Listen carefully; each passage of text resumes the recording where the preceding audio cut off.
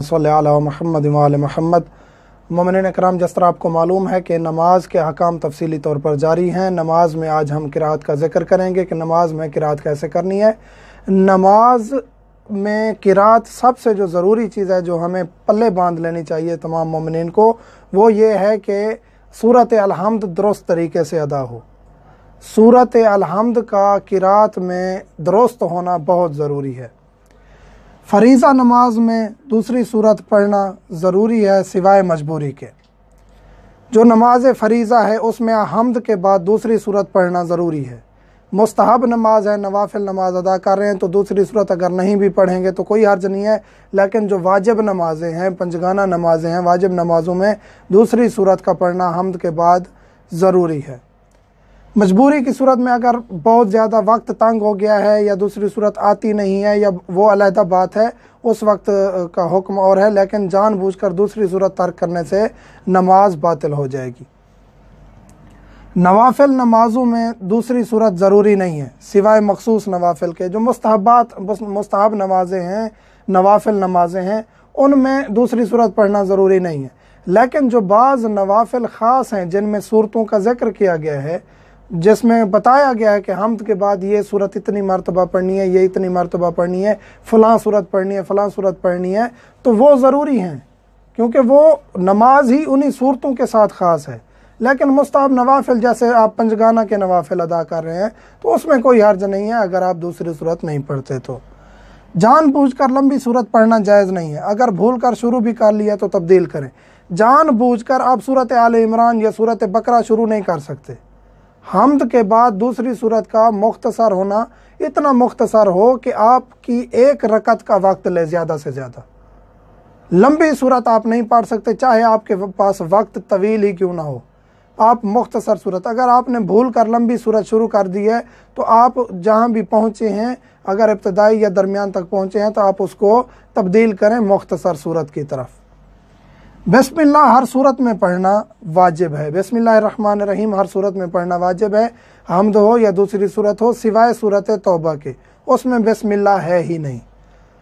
किरात का सही हरूफ व कलिमात के साथ अरबी लहजे में अदा करना ज़रूरी है। ये मैंने शुरू में कहा है कि सूरत अल-हम्द का सही अरबी लहजे में और सही किरात के अहकाम के साथ सही हरूफ अदा हों, सही कलिमात अदा हों, तब जाके हमारी नमाज दुरुस्त होगी।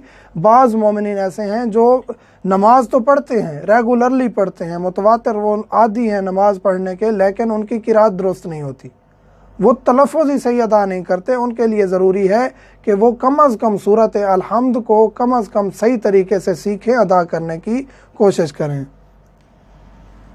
दिल में किरात करना दुरुस्त नहीं, हरूफ ज़बान पर अदा हों। जहर और इख्फात का अलहदा हुक्म है, इंशाअल्लाह अगली वीडियो में बताएंगे कि नमाज जहर कैसे पढ़नी है, इख्फात कैसे पढ़नी है। लेकिन नमाज जहर हो या इख्फात हो, आपने हरूफ ज़बान पे अदा करने हैं। ऐसे आप नियत करके ठहर गए और आप दिल में सूरतें पढ़ रहे हैं तो ये दुरुस्त नहीं है। आपने हरूफ ज़बान पे लाने हैं। बिस्मिल्लाहिर्रहमानिर्रहीम, ये थोड़ी बुलंद आवाज़ है, लेकिन जो आपने मसलन के ज़बान पे हरूफ लाने हैं, बिस्मिल्लाहिर्रहमानिर्रहीम, यानी कम अज़ कम आपके कान सुन रहे हों, ये हरूफ अदा होना है। आप इस तरह ठहर गए और दिल में पढ़ना शुरू कर दिया, ज़बान पे वो हर्फ नहीं आ रहे, तो ऐसा करना दुरुस्त नहीं है।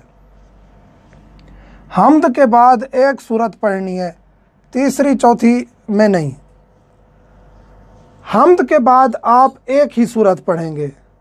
ये वाजिब नमाजों का जिक्र कर रहा हूँ कि सूरत हम्द आप पढ़ रहे हैं, उसके बाद आप एक ही सूरत पढ़ेंगे, तीसरी चौथी सूरत नहीं पढ़ सकते।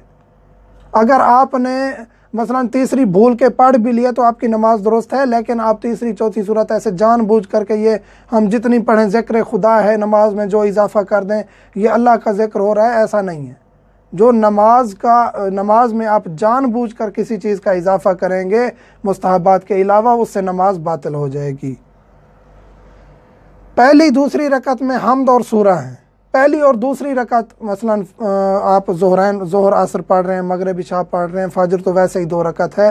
पहली 2 रकतें, चाहे फ़जर है वो 2 रकती है, मगरिब है 3 रकती है, बाकी इशा ज़ोहर और असर है ये 4-4 रकती हैं। पहली और दूसरी रकत में आप हम्द और दूसरी सूरत पढ़ेंगे, आप कोई और ज़िक्र नहीं कर सकते।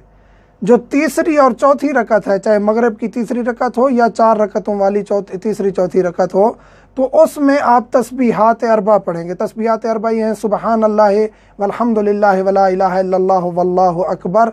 ये तस्बीहात अरबा हैं, 3 दफ़ा ये जिक्र करेंगे। और अगर आपने ये अफजल है तस्बीहात अरबा पढ़ना, लेकिन अगर आप अलहम्द सूरत अलहम्द भी पढ़ देंगे तो कोई हर्ज नहीं है, आप पढ़ सकते हैं, लेकिन अफजल यह तस्बीहात अरबा पढ़ें।